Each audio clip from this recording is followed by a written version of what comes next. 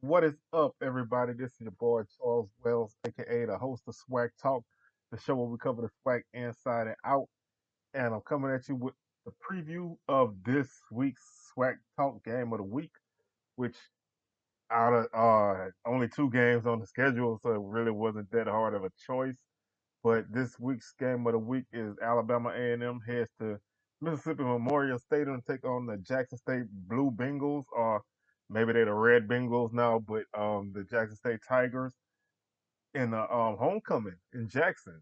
Spring homecoming, nice. I know it's gonna have a nice turnout. It's gonna be lit. Do people still say that? But it'll be a nice atmosphere, although I think the weather may not be that good, but it's homecoming for Jackson State, and Alabama A&M is actually playing a real live football game against a SWAC opponent, which is rare in this season. This will be the first actual game that they can play unless something happens between now and Saturday, which I'm just waiting for something to happen because I feel like this team has been totally cursed by the football gods. So I would love for them to get this game in. So we'll see. 2 o'clock ESPN kickoff, the main ESPN, the big one, not the Ocho, not two, not you, not news, not Deportes, not ESPN football. This is real live ESPN that was founded in 1979 in Connecticut. ESPN. So this is the real deal. Another national broadcast, and let's hope that this game turns out a little bit better than the last game that was on ESPN. But personally, I think it's gonna be a game that has potential to get out of hand. Not, I don't think it's gonna be that big of a blowout if things happen. But um, I really think that this game, kind of plays it on some hands. It plays into what Jackson State does well on defense, and that's pass defense. The secondary is full of ball hawks. Dejon Warren, C.J. Holmes, preseason first team All SWAC.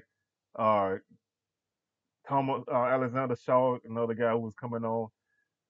They lost Isaiah Bolden, who was an FSU product and a Tampa Bay native. I think he got hurt in the first quarter of the Southern game, so he's out. But the secondary is good. It's solid. They can play. They have decent size and they can play man on man. But A&M's strength is the passing game. Akil Glass, aka Mr. Glass, although he doesn't break like Glass, he is hands down to me. Well, this year for sure, hands down, he's the best quarterback in the SWAC. Last year, I definitely thought he was the best quarterback in the SWAC. And 2018, he was getting there. 2019, he took that step.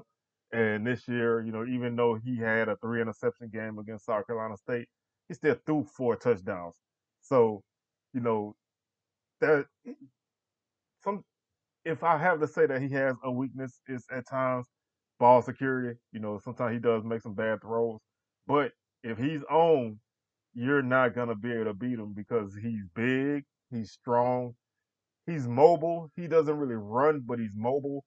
So, he can't escape the pocket. He can move around in the pocket. He knows what he's doing back there. So you have to be aware of what you're facing. And if you're Jackson State, you're facing obviously a totally different quarterback than either of the quarterbacks you played on Saturday. Whereas you had to worry about, one quarterback running, and running crazy on you, and another one who was just, a good thrower, but mobile enough to get out of the pocket. This is a guy who wants to sit in that pocket and pick you apart. And they have, 3 or 4 receivers plus a tight end and backs that they like to throw to. So that ball is going to be filling the air all over on Saturday. So defensively, Jackson State's going to have to get some kind of a pass rush because you can't let Glass get comfortable back there, and you don't want your linebackers to start getting caught up in coverage against the running backs and the tight end Kendrick Johnson because they do like to go to him. So outside, you're gonna have to worry about Ibrahim, who's a nice receiver. He was 1,000 yard receiver as a freshman, came from out of nowhere and put up 1,000 yard season. Brian Jenkins Jr., who was hurt most of last season. He's back, and he's one of those guys that's gonna let you know when he makes a play. So if you don't want to see him talking, then your defense needs to really shut him down. Odu Hilaire is another guy who really kind of stepped up. Terrell Gardner, another name to look at. Garrett Quarles will probably be the main back. They they do miss Jordan Bentley, who was like a big time factor in the running game. He had almost every carry that they had last year. Quarles had like 67 carries, and nobody else had more than 8. So they're gonna probably do the run game by committee and lean on that passing game. So for Jackson State, like I said before, the pass rush has to be there. They have to generate that line. That line has to get some kind of a push and kind of keep those linebackers out of danger, because if you get them mixed up in coverage, they're gonna start to get exposed because they don't really cover that good. And they had some situations against Southern where in the middle of the field and in between the safeties and linebackers, they were able to get plenty of yardage. But I'm looking forward to that matchup in the secondary, cornerbacks and receivers, because that's where hopefully the weather is good enough that the ball can be thrown around, because those are probably two of the top units in the SWAC. Switching over to the other side, A&M has a defense in 2019 that really didn't play very well against the run, and they didn't really stop anybody. A lot of games they had in 2019 were shootouts. So this year, at least against South Carolina State, they seem to be more aggressive and did better against the run, because South Carolina State is a team that likes to run the football and run it and run it and run it and run it and run it and run it and run it some more and then throw it. But they did a good job, in that first game of controlling them, forcing a couple turnovers and getting stops and only allowing 7 points. So Jackson State's coming into this game with a new starting quarterback, Quincy Casey. I think he started one game in 2019 against Mississippi Valley, and he got pulled in that game, which kind of led to Jalen Jones taking over the rest of the season and actually picking up Jackson's first win that year. So the roles are kind of reversed. He's a, a a guy who does have some mobility. He's not really a Jalen Jones runner, although there's not many quarterbacks in the league who is, excuse me, a Jalen Jones runner. Probably only Skelton who really compares to Jones in running ability.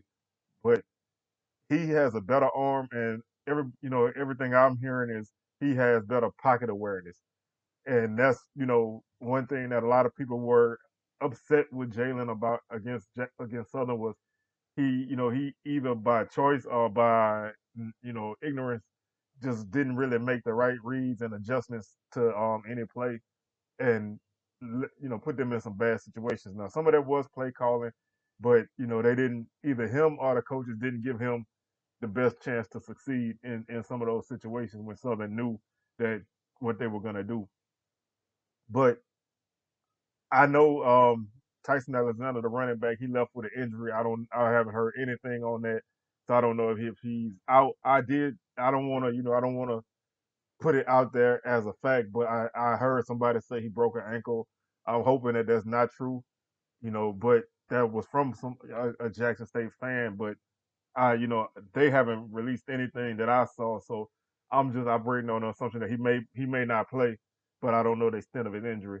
Um, that leaves Greg Williams and Kamani Clark as the backs, and that run game for Jackson State is definitely going to have to get going without Jalen Jones back there to generate those rushing yardage, because for the last 2 weeks he's been their running attack. I think last week Alexander had probably like 30 something yards rushing, and the week 2 weeks, well, 3 weeks ago against Alabama State, Jalen Jones ran for over 100 yards. So somebody has to step up, and the offensive line has to do a much better job. And they have to do a better job in both aspects of the offense, pass game and run game. They had to open up the holes for those backs, because Kimani Clark is a guy that can run the ball. He came on strong as a freshman in 2019. A couple 100-yard games. He had a couple big runs in late season games. But they, for whatever reason, I don't know if he's banged up or if he's just not doing what needs to be done with a new coaching staff. He's not really playing that much. So, somebody's gonna have to pick up the ball and run with it. And passing wise, like I said, they're gonna have to protect because now you have a quarterback who can move in the pocket, but it's not gonna be the threat that Jalen Jones is, and he's also really inexperienced. I mean, he played in pretty much every game in mop-up duty this year, and a few games in 2019, but he hasn't really thrown a lot of passes. He hasn't really had a lot of snaps, so you can expect A&M to get after him. I mean, they're gonna blitz, and a name on defense that you should look out for, whether you want to or not, on Alabama A&M defense is Armani Holloway. Kid is always around the football. Never, never, never be surprised if he ends up with 10 or 11 tackles, regardless of how the game is going, because he's always going to be in the mix. He's just one of those guys that will always be in on tackles no matter where he's at on the field. Like if you guys remember, I don't know if you guys remember back when Luke Kuechly was playing at Boston College. He was always on every tackle. A lot of people always said like they would just credit him with tackles just because there's no humanly way a guy can always be around the football like that. But that's Armani Holloway. He's always around the football, and he's always going to be a guy who's going to make plays one way or the other for them on defense. Marcus Kushan is another guy on the defensive line who's been playing pretty solid.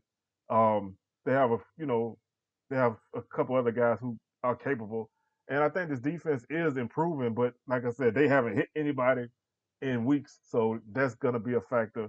I think the rust factor of not playing is gonna be the also the hype of not playing, and you just want to get out there and do something, that can lead to a mistake here and there. But I think that A&M is a more solid team, even with no games being played. Jackson State's in flux, and a lot of people are looking around and trying to figure out what's going on. They just have to stay the course. I mean, they only have one SWAC loss. For them, luckily the Southern game was not a SWAC game, so they still sit with one SWAC loss, and then they have this game, and then Prairie View after that. So they still are in the mix of everything. So they just have to stay the course and try to find some kind of running game to balance out this offense and get them settled in. Because I don't care who you are, but you have to have a running game in some aspect. I'm big on running the football, and I love running the football. So I would honestly rather see a team run the ball 80 times than throw it 30. But that's just me. Um, that's just how I feel. But I think that A&M is gonna find a way to get this game won. It'll probably be really sloppy early for them. Jackson is gonna have to, that they're reeling, and they're at a point right now where their culture of the team is being tested. When you have a new coach and he's trying to get guys to accept and adapt to what he wants to do, you're gonna have to weed out them bad apples. I don't care what team it is. There's gonna be guys who are lip service. They're gonna say that they all in. They're gonna say that they believe. They're gonna say that they down. But when the chips get down, people revert back to bad habits. And at this team's core is a team that hasn't won much. So that's a culture that has to be removed before you can even build. So now that they've had some adversity, you're gonna see what guys are really about it and what guys aren't. So this is a key test for them because if they come out flat again, which is homecoming and it's A&M, I don't really think they should be flat. But if they come out flat again, then they're gonna be in trouble. So with that being said, obviously I'm picking A&M um, to win this game. I do have a more in-depth preview of this game on my podcast, SWACtalk, which is on anchor.fm/SWACtalk. You can go and listen to that, and I also preview the Mississippi Valley Alabama State game on there. We'll be back on Sunday to for a little recap of this game, and also my SWAC Talk show will be airing on anchor.fm slash Swag Talk on Sunday with a recap of both games. And man, I was so hyped to get into this. I didn't even do the usual YouTube spill, but man, y'all to go ahead and like these videos, subscribe to the page, and hit that notification bell, ding ding, to be alerted on anytime I upload content. And I just want to thank everybody for the love that you've shown. I mean, my first two or three videos have done really good numbers for me. I'm just, a guy just doing this in a room. So, I'm not really a pro or anything. So I just appreciate the love that everybody's showing right now. And I'm gonna try my hardest to give you guys the best swag content that I can give, from a perspective that a lot of people that cover the swag right now don't give. So much love to everybody who is covering the swag because hey, I like having that kind of information out there. Whether you a new fan or whether you're a neutral observer or you're an outsider that's just, enthused by what's going on.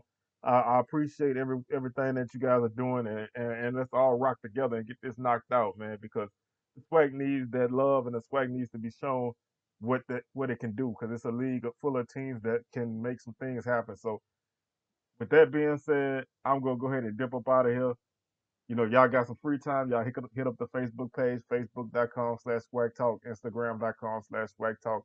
Go ahead and like those and follow those and get all the information on when I have anything coming up. Um, and just continue to support, man. And I thank you guys. I love you all.